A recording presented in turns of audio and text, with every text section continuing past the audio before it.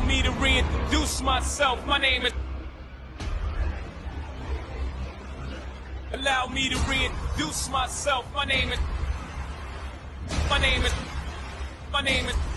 My name is. My name is. Kells.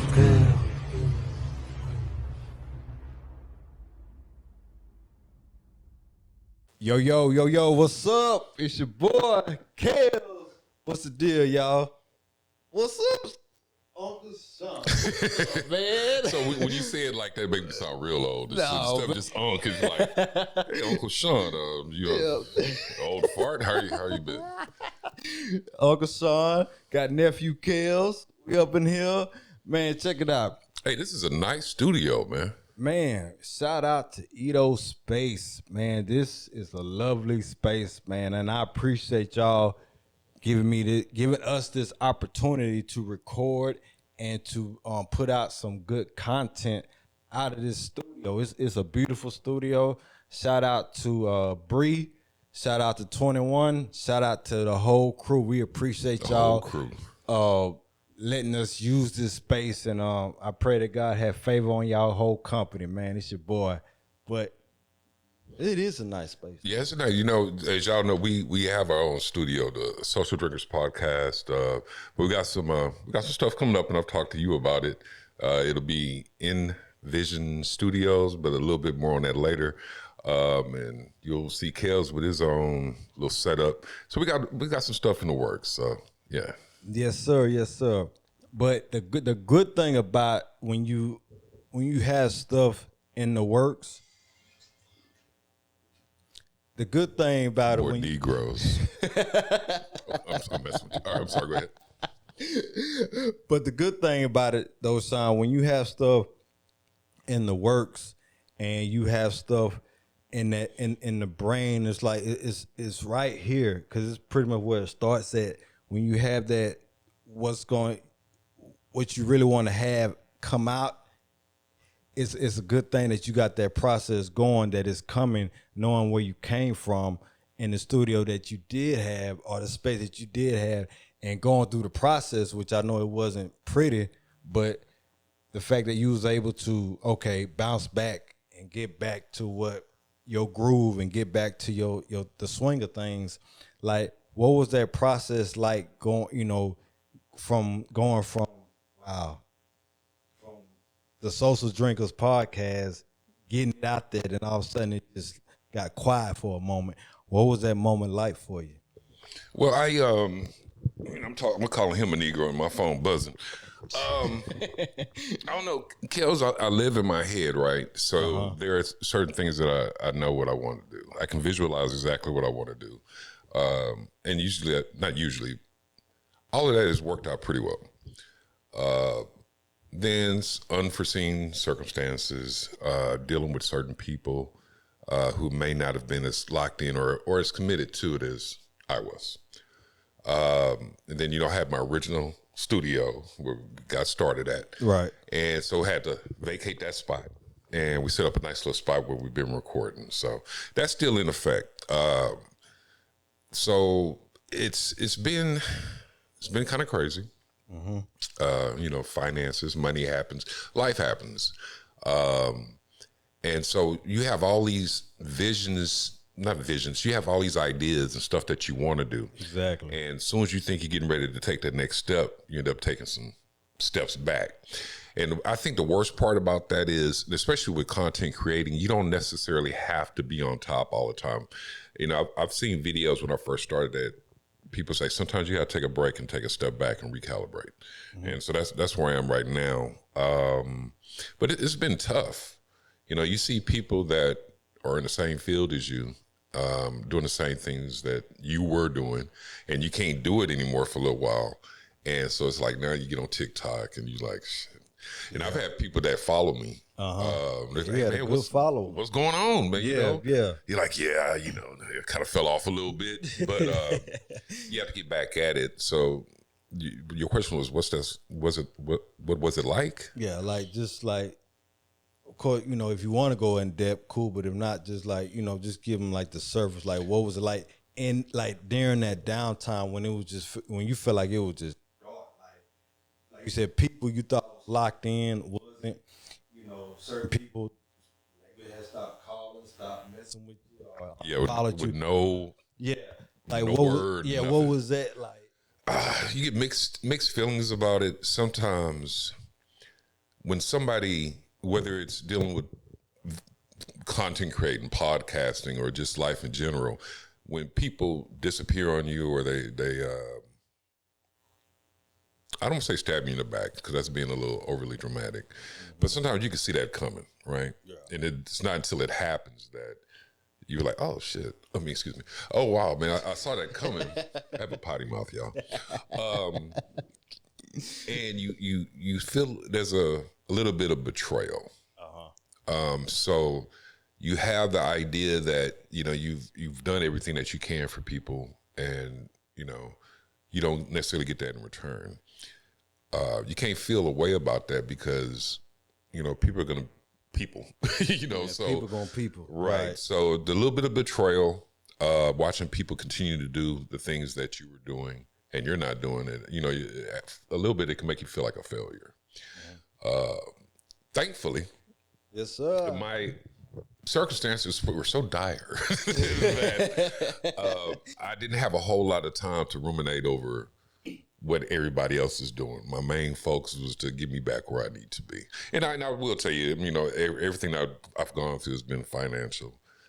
Not necessarily me messing off money or anything, but my life changed. You know, got a divorce and stuff. So a lot of stuff that normally split between two people, you're taking care of it yourself, and then you start to see just how expensive things can be. And so, you know, you hold on to your home and your car and all the rest of the things and pay your bills, or you worry about the podcast. So podcasting quickly took a back seat to it. And once I made peace with that, it wasn't bad. But I, you know, made it through the storm, weathered the storm, and we are back.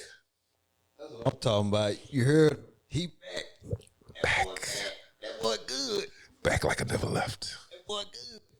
Well, yeah, when I was listening to you, man, and hearing you, when you was like you said, people was peopling, was the people that was peopling in your situation, or what, was you surprised? Or you like I know you said you knew it was coming, but you know sometimes you can still be surprised when you realize, man, I wasn't expecting that from her, I wasn't expecting that from him.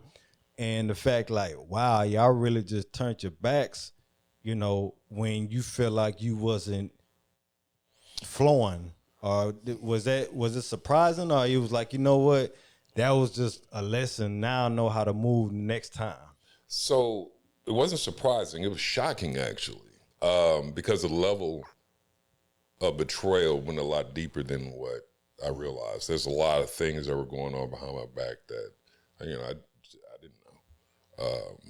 But also, again, I said, you know, looking back, hindsight is 20/20, right? Right. So looking back, there are things that certain people would do, especially when things got rough for them. They prioritize their own life over anything that got to do with me. And you can't really argue with that. No, you can't. Yeah, if somebody got something going on in their life that they say, okay, this takes priority over going to record with Sean, then you got to accept that. But also by the same token, there's a certain way that you should do things. So do you feel like, it was the lack of communication, or the way that they actually, like, for example, I can have something going on and I know in the back of my mind, okay, me and Sean got to record, let's say we got to record Thursday. I know I got stuff going on, and by Wednesday, out of respect, I feel like I should reach out to you, be like, hey, Sean, X, Y, and Z is going on.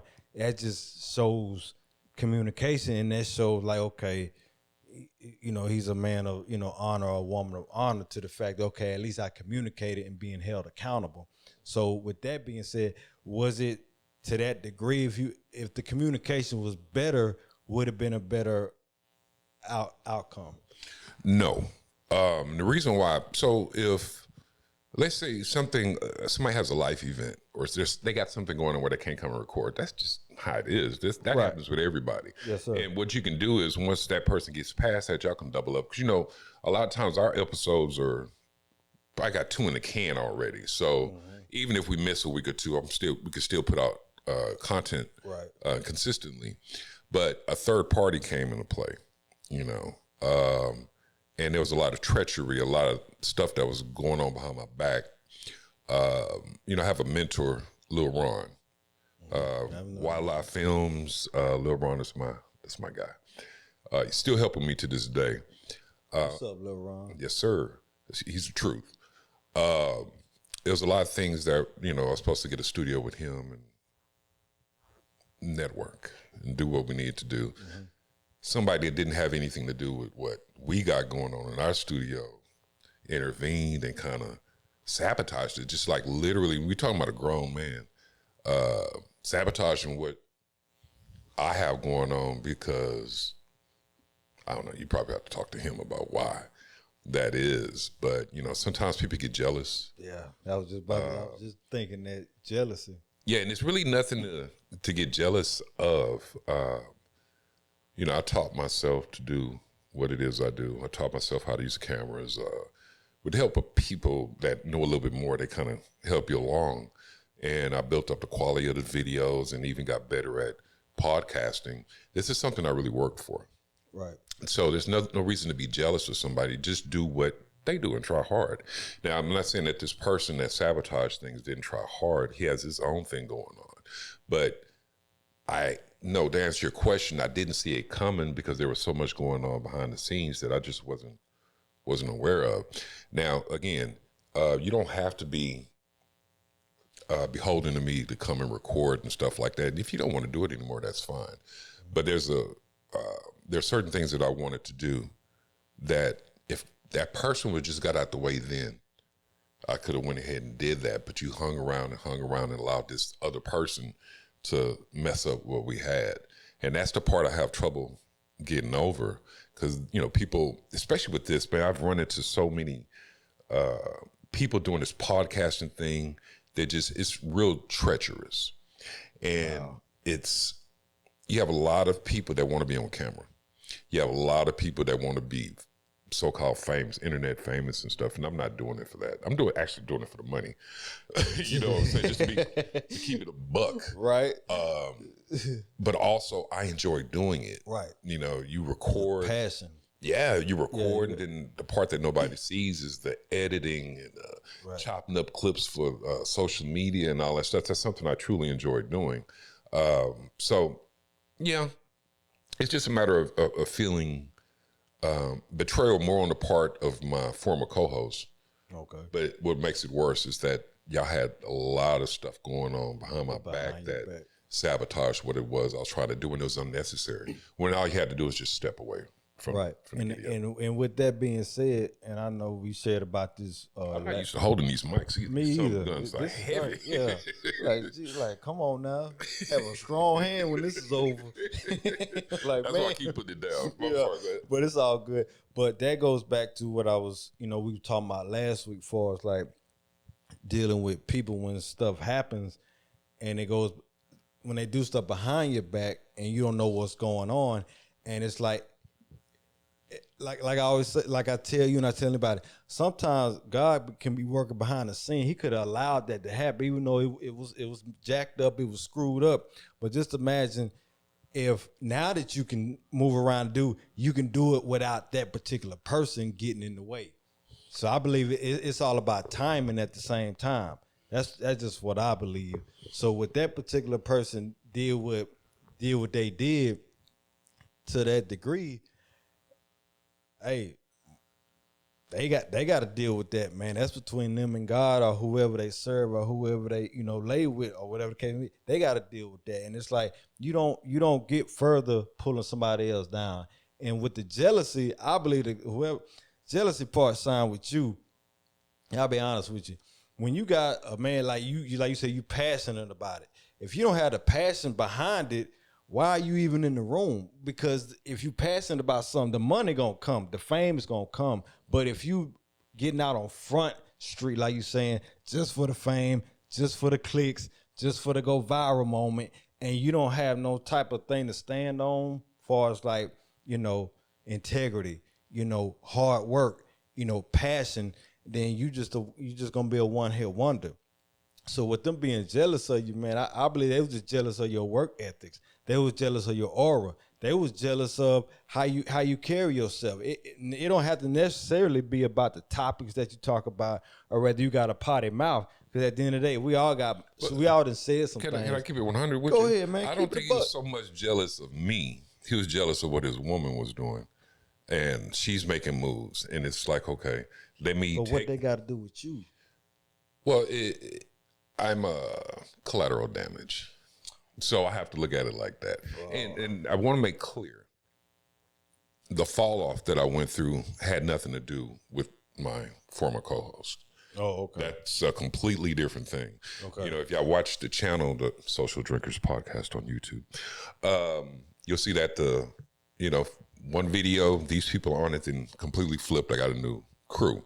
So it kept moving along. So I can't put it on my ex-co-host, that I fell off. That's personal. Right. Okay.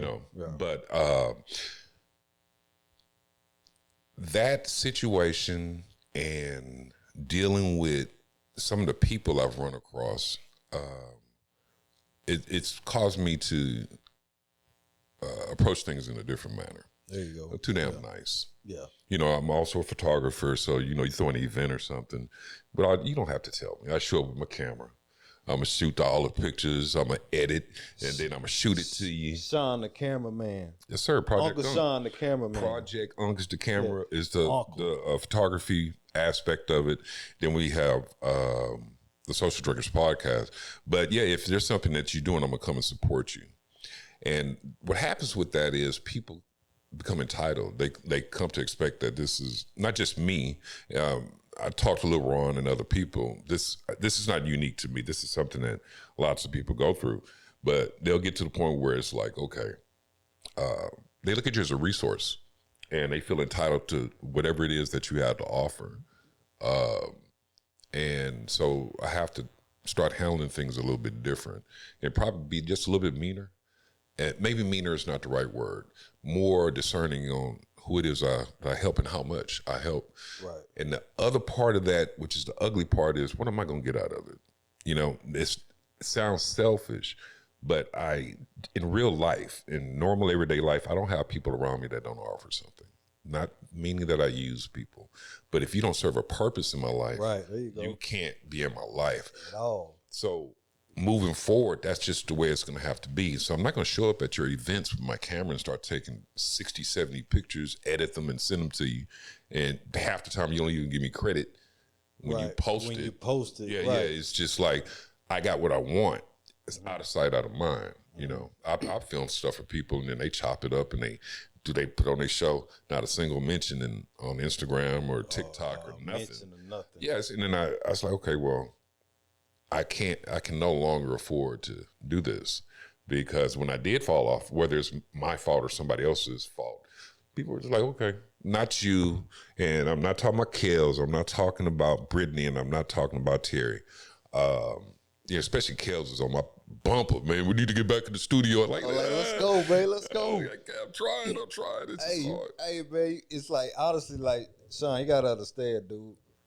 Like, I'm the type of guy, like, when you was going through situations and, people talking and, it's like, I'm so mature and I'm so humble enough to understand, look, you ain't perfect. I'm not perfect. And the person that's talking trash about you, they ain't perfect. But I'm looking at the past, and I'm looking at, it's a learning experience. Like, I'm the type, I want to get into the podcast game. I want to get into that mode, because I feel like that's my passion. Right. So I'm rocking with you regardless of what anybody say. And to me, that's what real brotherhood is.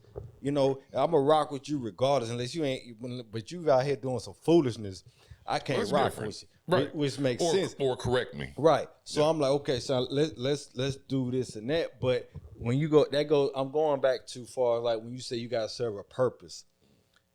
And that's a good thing. I feel like this year and coming from the fall offs or coming from, the mud or whatever, where you came from, where we came from. Now, as you get older, I realize that too. To be around me, you got to serve a purpose. And then I learned at a young age, I learned it hard, but I understand the concept now that an old mentor told me. He was like, either you're going to be an asset or you're going to be a liability. At the end of the day, I didn't understand that years ago when he told me that. You understand it now? I understand it now because I went through some things. And then you got to be mature enough, and get this, y'all, you got to be mature enough to realize at that time, I may have been a liability. A lot of people ain't going to have that conversation because you could be a liability in a situation thinking you're an asset, but you're not. But as you get older and wiser and walk through life and life be life, and you're like, okay, now I gotta believe I'm an asset now. So whoever around me, you gotta be an asset, not a liability. Right. We've all gone through phases in our lives where we have not been an asset to the people around us. Right. And that's just a maturity thing. Right. Well, when you get to the right But point. let me ask you something. Yeah. Do that make us a bad person? No, you just don't know. Okay. But if somebody brings something to your attention, then it's on you to make the next necessary changes. That's if you listen. A lot of times people will give you constructive criticism, and you just kind of brush it off. Like, well, no, I'm okay. I hear what you're saying. I don't agree with it. I think I'm groovy the way that I am. And usually that's not the case. Did you say groovy? I said groovy. Man, hell no. Man. That's groovy. That's my shit. Groovy. That's my jam. I'm a 70s baby. He's groovy, baby. Nah, man, what you, Austin Powers? The photographer who shagged me. Yeah, it's you have to be able to have people tell you things about yourself and at least take it into consideration. Not everything that somebody tells you or criticisms lofted your way is accurate, not all the time. But you have to know yourself. Is there something, is there some truth in it? Because usually if somebody tell you something, you kind of feel a way about it. 9 times out of 10. There's a little bit of truth to it. Yeah. You may not like it, but you would be better served to consider it. Right. Let me ask you this. Sure. When you get the this is a learning experience for me too. When you get that criticism or you get that from a particular person, do it matter who it comes from to Absolutely. the point where, like, I ain't taking your advice, man. You ain't doing nothing. So why would I take advice from a tree that ain't got no fruit?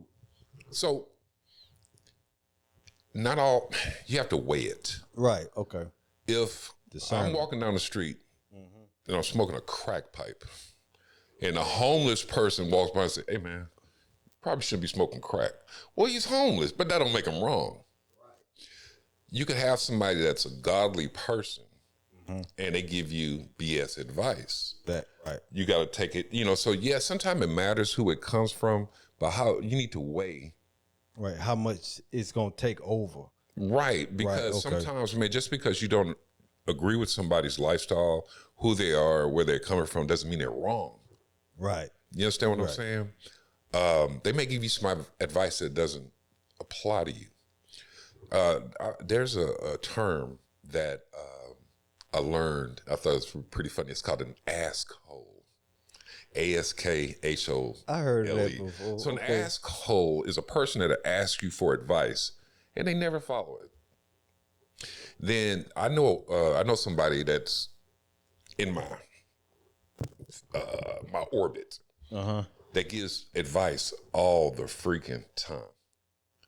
It's, hey, you know what you should do? You know what you should do? And I get tired of hearing it.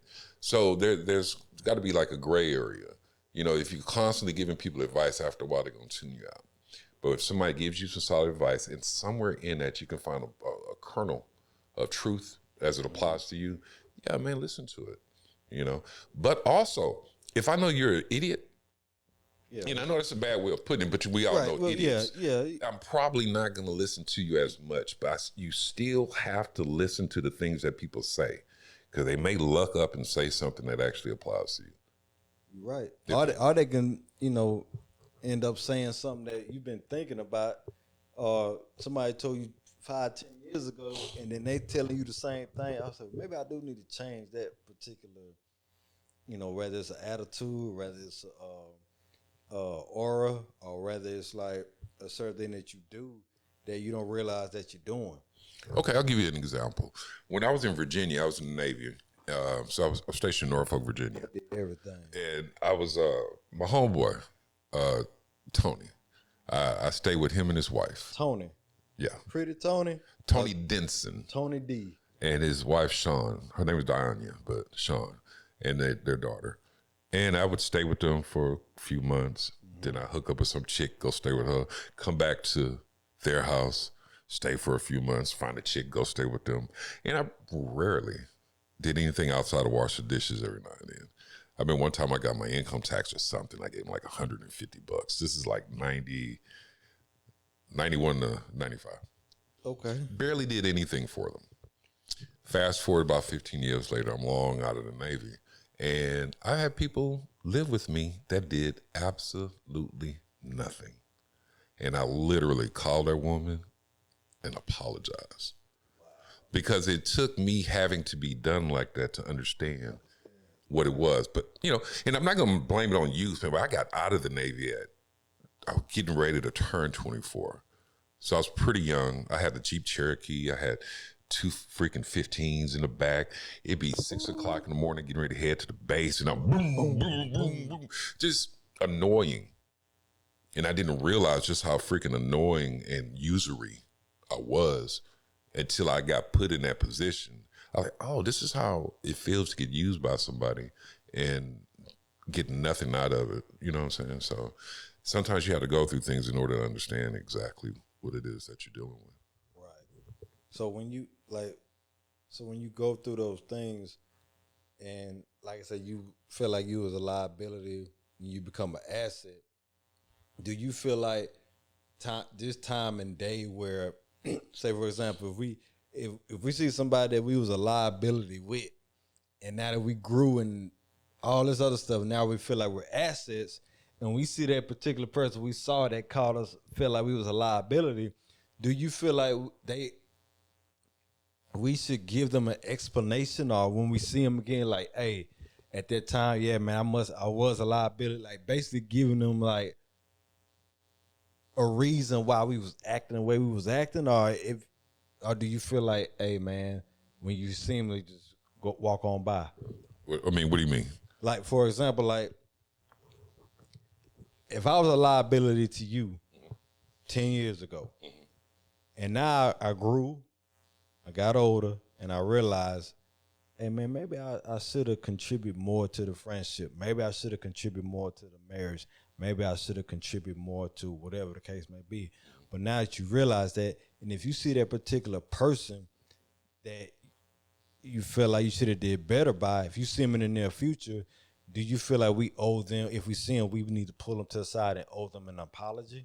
Well, that's up to the person. Like I just gave you Right. that exact scenario. I called this woman. She's way in Virginia. But I'm asking you, do you feel like everybody deserves that particular act of kindness? I think it shows a level of maturity. Okay. So let's say if you use somebody or you were in a position where you just contributed nothing, that person may harbor that for a long time. Right. And you call them and tell them that it's not going to fix what you did, but they're going to be like, oh, he got it. He recognized it. He recognized it. Took him long enough. But he got it. He got it. Okay. Yeah, I think I don't want to go as far as say you owe that to them, but my conscience. Yeah. And I had to call her, especially, my homeboy, hanging out with my homeboy. But then they were like 3 or 4 years older than me. So then they're late 20s. I'm in my not even mid 20s yet. And so the maturity levels didn't, plus I had a kid. And so their sense of responsibility was different than mine. Okay. And sometimes you can call people and tell them, hey, I know I can't make up for what I did, but I get it now. Thank you for everything that you did. That goes a long way. Now, whether or not you think you actually owe somebody that, that's up to you to decide. Okay. Can you live with yourself without doing it? If so, then so be it. Oh, that's okay, Sean. Okay, I see you. I try to cook when I can. Yeah, man, but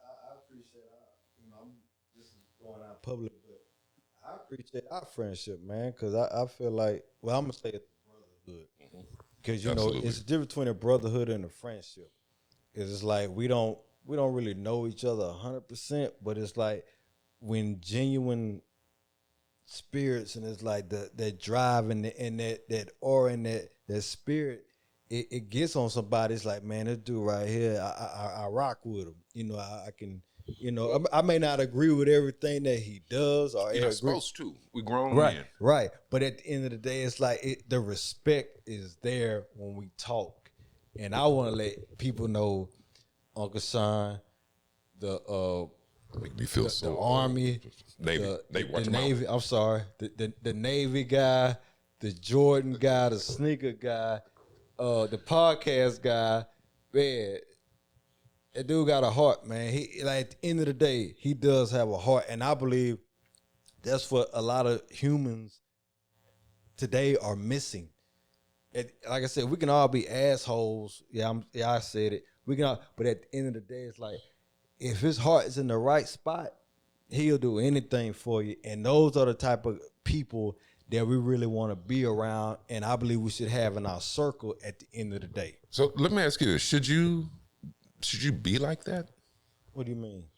So giving. In this day and age, it seems like people are becoming more and more selfish, narcissistic. That they want. You know what I'm saying? So at what point do you start protecting yourself? You have to be careful, though, because then you start losing yourself, too, if you don't give as much. I think, especially in this space, the reason why it's easy for people to use me is because you're really not putting me out and me doing what I do for you. I'm going to do it anyway, and it's something I enjoy doing. Right. You key in on that, and you say, oh, this, see a sucker, lick a sucker. You know what I'm saying? Uh-huh. So, outside of my crew, outside of you, Terry, Brittany, Climax, and one or two other people, it's just really like probably a closed loop at this point. Anything that Project on Soulcial Drinkers or Envision Studios do for you, you're going to pay for it. I don't want to be that way. But when you give people stuff, you're setting yourself up to be a victim. And a lot of times people that really don't have any discernible talent. Do you edit? No. You know how to work the cameras? No. Can you download the stuff? Well, I can try to download it. I've never done it before. What do you do? Outside of talking, most people can talk. But outside of that, what do you do? I feel like, keep that passion. And you said it earlier, discernment. At the end of the day, when you get out of a certain situation, what did you learn from it? And that's how I look at it. When you're dealing with people, you have a discernment. Okay, when it comes to the podcast, okay, how many people, when the recording is over, check out who stay afterwards. And not for the drink and the food. Not just for that, but the fact that, and I'm gonna put myself out there, and I don't want to toot my own horn, but I remember when after the recording, or even before, even when we wasn't recording, I used to come to this guy's house, and he used to show me how to edit, and it's not hard. And it's not hard, it's tedious, but they don't see that part, that when it goes to the editing behind the scenes. Because nobody's watching. Right, because nobody's watching. But my thing is, what I'm getting at is, that's how you know when you got somebody that, okay, I can pour into this guy. I can pour into this woman, because they're making the effort to want to learn. The ones that don't want to learn, they just want to leave. That's when you be like, you know what? You just gonna stay right there. You ain't gonna get closer. Exactly. And bruh, I don't mind teaching you, because if you learn how to do it, I ain't got to do it. Right. Not that I don't want to do it, but if I have multiple people doing it, right, it takes off the load off of you. We can make more content. Right. Because I'm not the only person doing it. Because I know it's a lot to sit here for, say, for example, 2.5 hours. Then you got to go back and edit. Make sure the audio right. Make sure certain clips you want to take, you specifically want to put out there to get the content going, and all this other stuff. You staying up for hours, especially if you work at, let's say, for example, you work at 9 to 5. Yep. Like you get up. Like most podcasters do. Like you get up, then at night you working, while the other person that's talking or doing whatever, They sitting back waiting. Or they at home, or they just stop by Chacho's after. So, our What's say normal. Chacho's? Ain't Chacho's still open? Yeah, they had a shooting the other night. That's what.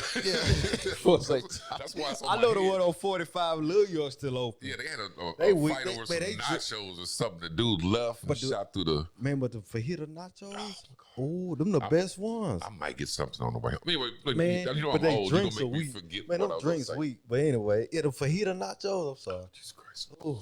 So, this is our order of operations, right? You show up to record. We have some icebreakers, maybe something to sip on, or we're sitting, we're shooting the talking. Icebreakers. And then what do we do? So, okay, this is, we need to make a trailer for each episode. Right. So, hey guys, do this. We're going to dance. We're going to do whatever. So now I have to film that. All right, let me film a different angle. Now let me take pictures for the thumbnail.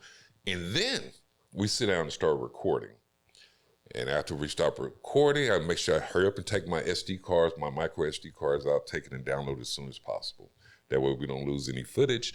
And I may not start editing at night, but I'm going to start downloading the footage. And I usually don't knock off for the evening until everything is downloaded to the computer. But I know when I get home, it's time to edit. Now, editing our podcast, we may record for 2 hours, 2.5 hours. Right. And then you only see like an hour and 30 minutes of it. But I'm going through that footage. That might take me a day or two based on what's on my plate. And then I put the video out. I make before I even do that, I edit the TikTok or the Instagram reel to advertise the show. And then once the episode comes out, then I've gone through and I made clips of certain parts of the show. And that's everything I'm doing on my own. Most people don't want to do all of that. But I do it because this is something that I enjoy doing. But if you allow people to not have to do anything outside of show up, eat the chicken, eat the charcuterie board, whatever, or have a couple of shots or White Claw or something like that, they're coming to hang out. That's basically all they're doing. They just come to hang out and talk. Nothing wrong with that, I guess. But, I'm making people T-shirts. Making Soulcial Drinker Podcast T-shirts. I'm making sure that you have every single thing that you need. I'm a very good producer. I'm very good at what I do. But in the past, I've surrounded myself with people that were very unappreciative, that provided nothing. Every ounce of equipment that I have, I purchased on my own. Anytime that I ever ask somebody to, hey, can y'all, then it's an issue, Right. And that should have been like a red flag for certain people. Like, oh, damn, I asked for $75 a month. You can't afford $75 a month. Y'all going to eat that in a week with the food and stuff that, that I get for the guests or whatever. And so it's just stuff like that. You got to just put yourself in a position where you're not being used. So I got to figure out a way to balance all of that. Because I would be lying if I said that when I fell off, and let's just call it what it is, when I fell off, that I wasn't sitting around, I'm laying in bed for the night. I ain't recorded in 2 months. My finances looking funny. You get all these 1-800 numbers calling from the mortgage company and all the rest, just the whole thing. Yeah. And you sit around and you think about all the things that people didn't do for you. But one day it clicked. Yeah, you can sit around and ruminate over all the things people all the things people didn't do for you. Mm-hmm. What did you do to put yourself in that position? Come on, son. You have to have a certain level of accountability. There you go. If you do that, then people lose that power over you. I'll give you a quick example. My nephew, he vapes. He a pastor too, y'all. He had a nice little vape. And he called me and say, "Unc, man, somebody stole my vape." I'm like, "Oh man, it's terrible," because they started like $79, maybe $120, vapes ain't cheap, bro. Nah, it depends on what it is, which kind it is. And I was like, "Oh man, that's messed up. Somebody stole your stuff, man. What happened?" He said, "Man, I went to get gas, and I set it on top of the pump, and I drove off. When I realized I left it, I came back and it was gone." I'm like, bro, nobody stole it.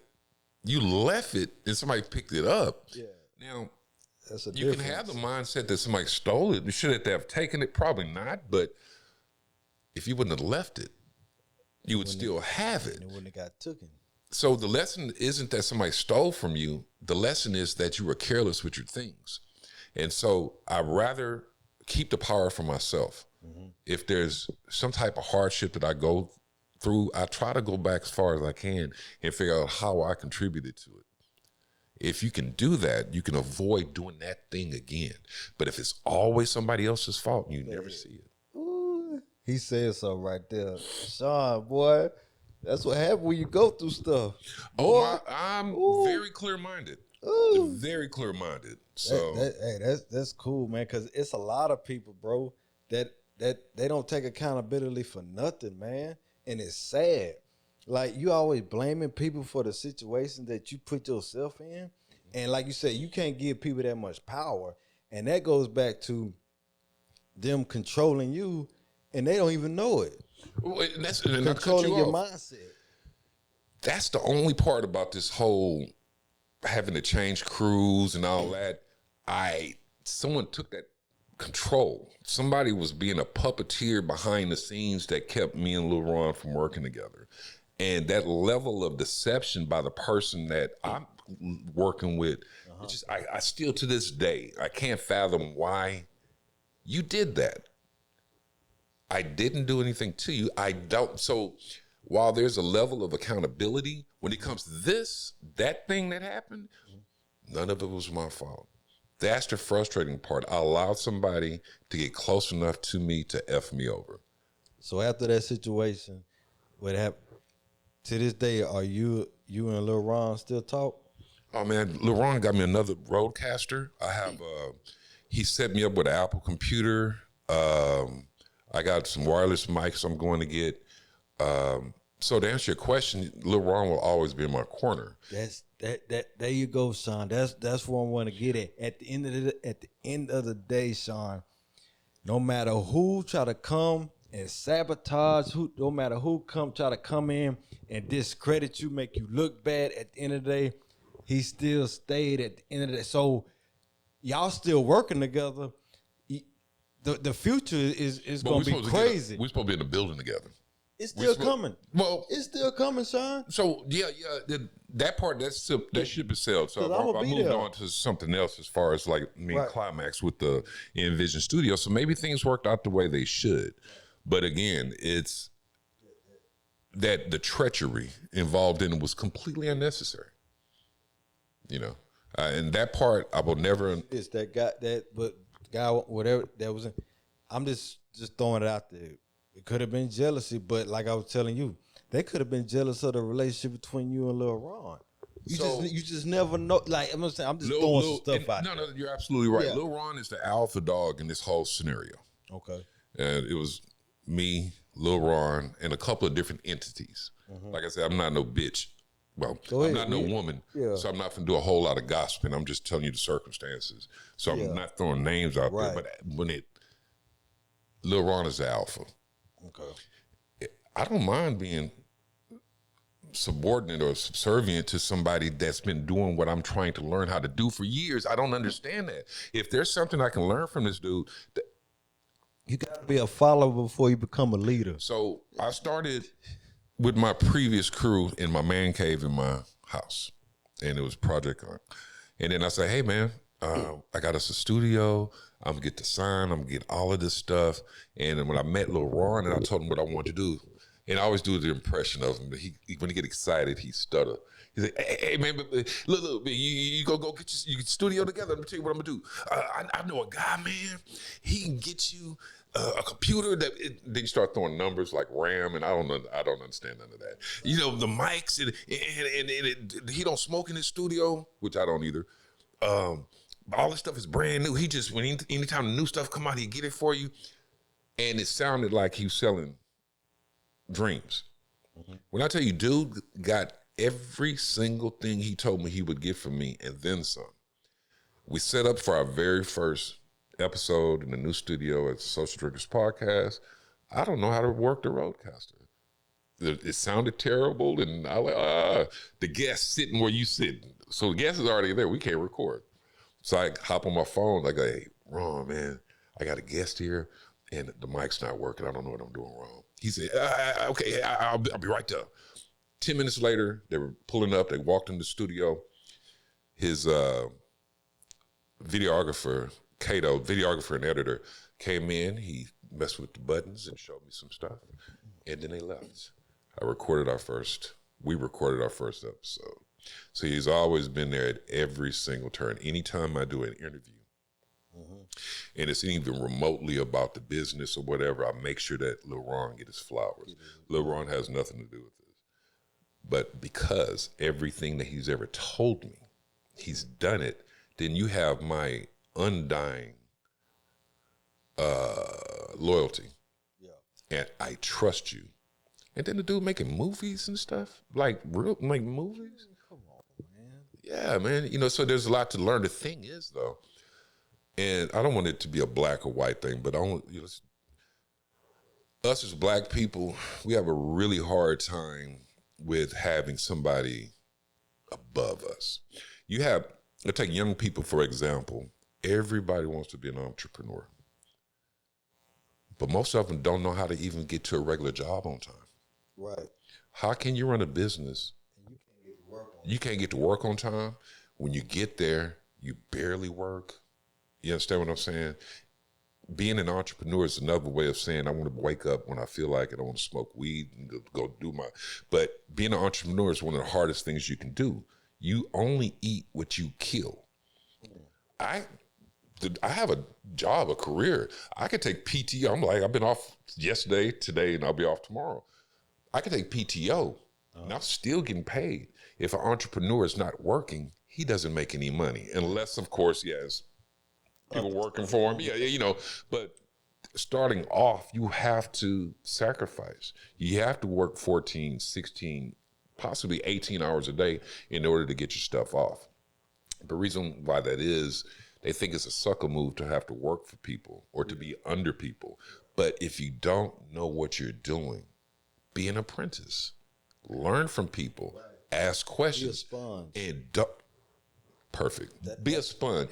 Man, everything Lil Ron said, you can stutter all day, brother, because I'm listening. You know what I'm saying? You never steered me wrong. But this person, in my humble opinion, and I'm not in his head, I don't think he wants to be Lil Ron. And just to keep it 100, what he's doing is working good for him, which still has me wondering, why did you do that? Why did you do the thing that you did? So, yeah, me and Lil Ron will always be tight. And then he got some more gear for me at the studio that once we move into our building, we got even more stuff. This is all about Lil Ron. I gotta meet this guy, man. Oh, man, he's the truth. You will. I can't wait to meet him. Cause I'm gonna be sitting there like a big sponge, and I'm glad that we talked about that for like, you know, grinding and getting to know, and that goes for not just podcasts, but just in life and like wherever you want to go, wherever you see yourself going, sit up under that particular person and learn the game. You got to learn it. That's the only way you're going to become a better leader or a better whatever you're trying to do. You got to learn it.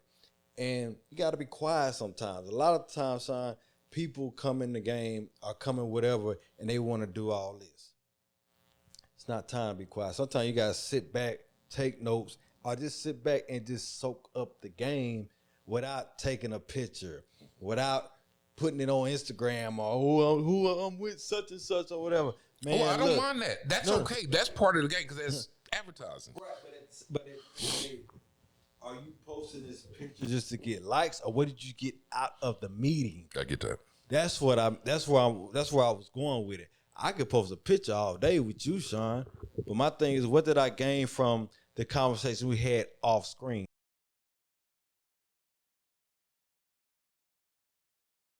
You got to realize, something, like you said, going forward, you really much got to be that guy, but do it in a respectful way. Well, you don't have to snap. Right. So you don't have to snap and put your foot down, because if your foot stays down, right, people will respect that boundary. Right. But, you know, sometimes you get caught up in the wanting people to like you. Yeah. You know what I'm saying? It doesn't. I played it that route and it didn't work. So just be yourself. That's kind of hard though, son. What's that? Like, cause I'm dealing with that. I know we deal with that. Like, just being nice. It's just. I'm not saying it's not hard. It's really easy. Cause I know a lot of people say, "Kells, you look like you unapproachable because of my aura, with my face or whatever." And it's like, and I get, and that just becomes because I'm protective on where I go and what I'm around. So eventually, I know that's something I got to work on. Cause I know I can be unapproachable, but at the end of the day, I know I'm a nice guy. I never got that from you. But I don't know. Probably if I'm in certain environments, if I'm in certain locations, I definitely put on. I don't want to be bothered right now or whatever. I could be. I'm nice, cool-hearted, cool cat, but that goes to when I was that guy. I got taken advantage of. Oh, absolutely. So when you go down that road, or you've been in those situations before, as you get older, it's all about being wiser now. Like, I done seen cats like you before, so now I'm finna sit here and back up out of this one because I know my reaction ain't gonna be right. I am a natural asshole. We know that. Yeah, so Yeah, we add that to his resume. Yeah, the Navy, all that, smart suits, ass, the whole nine. What it is though, he like White Claw too, y'all. Love White Claw. But what it is, you have to. I try to dial that back. Because even asshole me, it's not malicious. It's just right. That's just how you. It is what it is. So you try to dial it back a little bit, and you end up not being yourself. It's very easy to have to put my foot down. Mm-hmm. I take my failed marriage, not failed marriage. It ended. It is what it is. Right. May not have failed if I would have been more assertive, more dominant in my demeanor and how I handle certain things. But you let stuff slide. And after a while, it just, unfortunately, that's just the way it is. You let enough stuff slide, people become a figure skater. You understand what I'm saying? So you just don't, I'm perfectly tuned into what I need to be and where I need to be moving forward. So I'm really excited about what we have coming up. And I'm not excited too, Kells, I'm not feeling nobody mess this up. Nope. Is the minute your energy switch up or you start acting different or you become a liability, I'm gonna kick you out. That's it. I mean, it's just what I can't allow for whatever we build, because you, Terry, Brittany, are a big part of that. But I have to be very selective of who else. Right, coming. And you got to think about too, son. I want you to do this too, and I'm gonna do it as well. That vision that you got, that you, because I don't know the full extent, but just out of your excitement, I know it is far beyond what you think. But let me tell you this. I'm gonna play Big Brother right quick. Okay. Hold on to the baby, because the vision God gave you, He gave you that for a reason and for a purpose. Hold on to that baby, whatever it is. It could be a big vision or whatever, but at the end of the day, treat it like as if it's a newborn. Absolutely. So protect it from any harm, hurt, or danger from, like you said, from certain people, because you don't know what spirits people have that's gonna come around you. You don't want certain spirits around your vision that's gonna tear it down or slide up in there and like a little snake and just start tearing stuff up. So whatever you got, man, I'm telling you right there, man, because I gotta do the same thing, man. Protect your vision, man. Keep it close, man, and don't share it with dream killers. Don't share it with vision killers. I'm gonna say this: before you feel like you want to share your vision with somebody, ask God to give you discernment first on that particular person that you're sharing it with, because everybody not gonna be happy for you. Absolutely. Everybody not gonna be excited for you. And those people that fell off and did you wrong, trust me, as you get it's gonna be some more people coming along or whatever just to hop on for the ride. Like, oh, I knew Sean from da da da da. Success is a good smelling cologne, bro. And Lord knows I've had more than enough time to formulate all this in my head. I saw like the set for the Soulcial Drinkers in my head before I even put a drop of paint on the wall. You know, the same lady that's been doing Chrissy G art, that did my Project Unk logo, that did the Soulcial Drinkers Podcast logo. She's doing the Envision Studios logo. That's somebody that's been a constant. Climax, when I had the studio previous to the one we have now, I did a couple poetry events. I knew she was a poet. I made her go out there, gave her shots of tequila because she was terrified. A very bad influence at times, but she did it. She bust her cherry that night, and now she did what? Bust her cherry. Oh, I was like, whoa, son, that's another episode, son. No, that's another episode, son. She's a little old to be busting a cherry bust. But whenever everybody drop their head on that point. Whenever you perform for the first time, you got your cherry bust. Oh, okay. But after that, now she took that opportunity and has turned it into something huge for herself, and it's really. She took the opportunity and the exposure and things that I provided and took it way beyond anything that I could think that she would do. Even to the point where now she's doing movies. She's small roles right now, but she's going on interviews and stuff. I've done some readings with her. Real quick. I didn't know, like, if you're doing a reading with somebody, the person that's actually doing the auditioning for the movie, that's the only person that should be acting. But I'm reading the paper like, and then she say, stop. Dude, just read it monotone. Just and so, you know, I had to do that. But watching her grow into who she is right now has just been phenomenal. Oh man, it's fly. I love it, bro. It's groovy. Oh Lord, here we go. Yeah. Awesome powers. Get in my belly. It's groovy, baby. Yeah, come on, man. But it seemed like, man, we see it, man. Yeah, and the best part about it is, Kells, we can take our time with it, right? We can ready to start filming for the Soulcial Drinkers soon, like within the next few weeks. We have the luxury of taking our time, getting the right spot, the right location, and the right setup for what it is that we need to do. And so that's where everything is just on the building block. Yeah, right now. So yeah, man. She's been through stuff. I've been through stuff, and we learned our lesson. Yeah, that's what it's all about, man. Yeah. So, all right, y'all. It's your boy Kells, and I'm Sean P. Unk, Project Unk, Uncle Sean. Where can people follow you, bro? You can follow me on TikTok and Instagram. It's going to be Project Unk. PROJECTUNK. Either one of those is good. I don't have a Facebook page or whatever, but yeah. And then of course on YouTube is going to be also Project Unk, but the main channel that we're recording the podcast on is the Soulcial Drinkers Podcast. Soul as in Soul Train, SOUL. CIAL, Soulcial Drinkers Podcast on YouTube. All right.